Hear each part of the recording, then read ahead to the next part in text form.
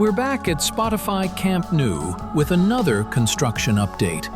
Make sure to like the video and subscribe. The lateral side remains the most advanced area, where compression ring pillars are now clearly visible and the ceramic louvers keep expanding across the facade.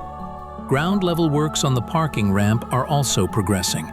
Over at Tribuna, prefabricated seating and stair units continue to arrive, pushing installation toward the upper tiers.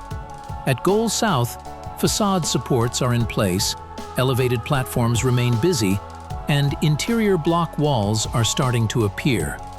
Meanwhile, Goal North has seen the first facade-related connections, confirming exterior works are now spreading around the entire stadium. Check out our channel for more updates.